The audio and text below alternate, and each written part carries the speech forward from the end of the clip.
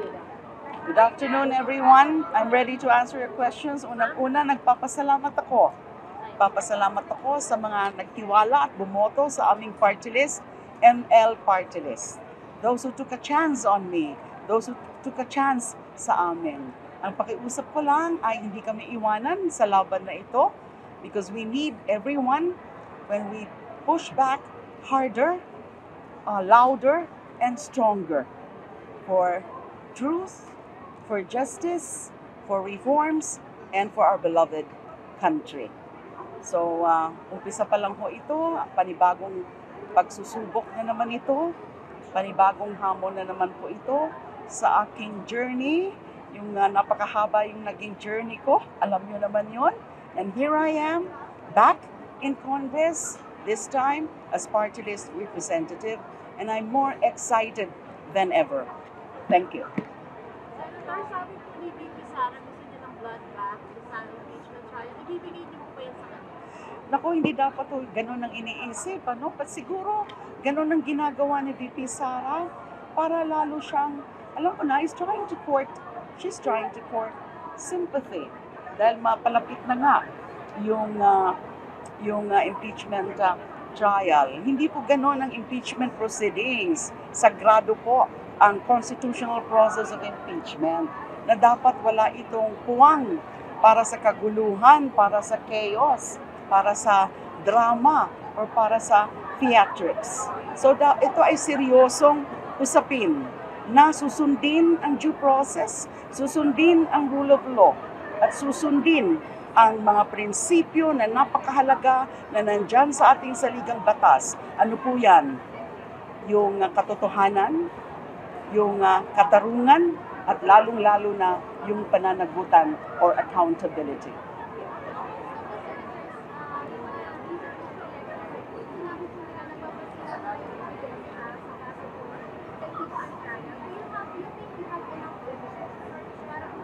We are confident. We are confident. Hindi sana ako umuo, hindi sana ako pumayag na maging part of the prosecution panel kung ang sa tingin ko ay hindi malakas ang kaso. Noon pa man, doon sa mga hearings sa House of Representatives, sa mga iba't ibang committee like the Quad Committee, the Committee on Good Government and Public Accountability. Just like you, I've been monitoring also those hearings at nakita ko na malakas at may basehan yung impeachment, yung mga articles of impeachment as forwarded or transmitted to the Senate.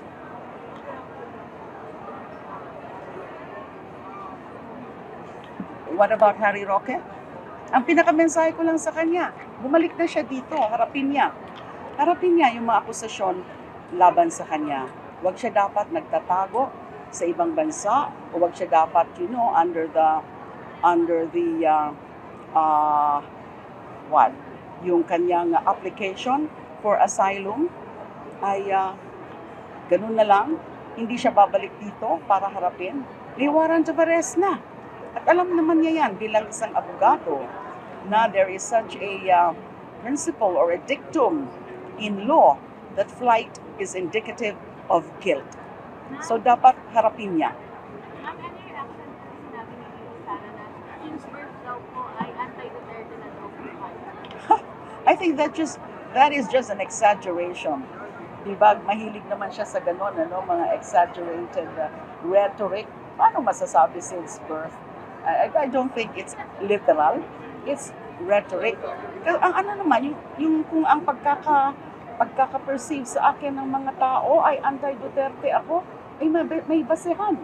Yung aking pakikilaban, yung aking pagkukontra noon, yung panahon ng Duterte administration, dahil may basehan yung aking mga pagsigaw at paglaban, lalo na yung EJ case, lalo na yung summary execution na involving libo-libo nating mga kababayan na karamihan ay mga mahihirap.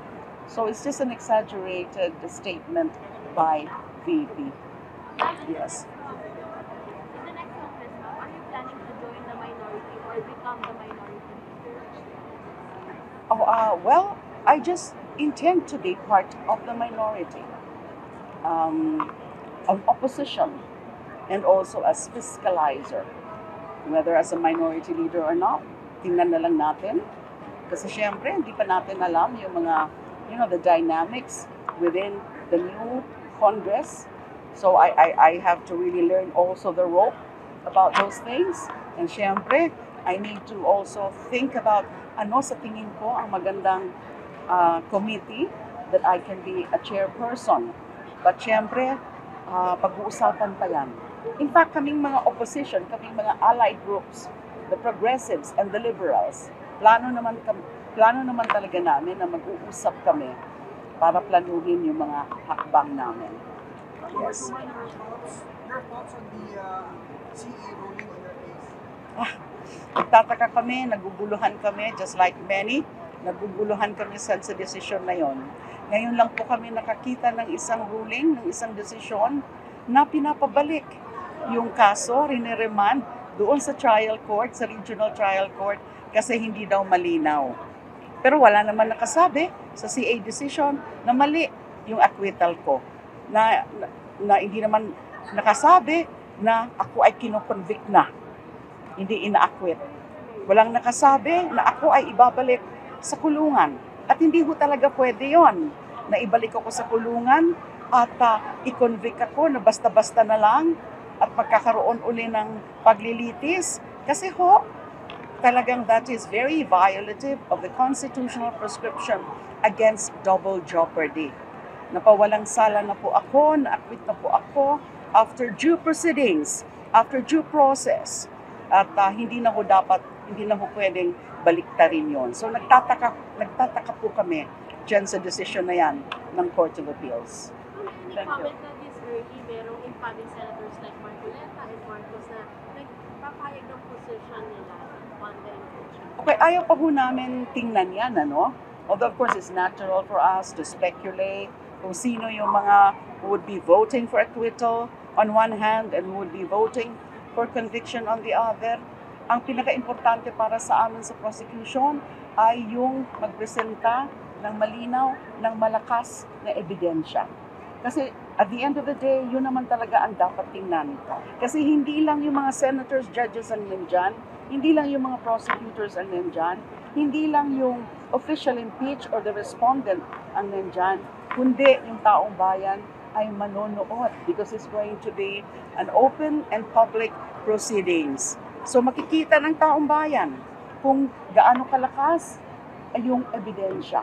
So hindi pwedeng, in other words, hindi lang yung senators, judges ang mag-uusga, kundi yung taong bayan din. So I'd like to believe that the senators, judges would have to listen to the public pulse, to the public opinion bago sila magdesisyon. Thank you so much.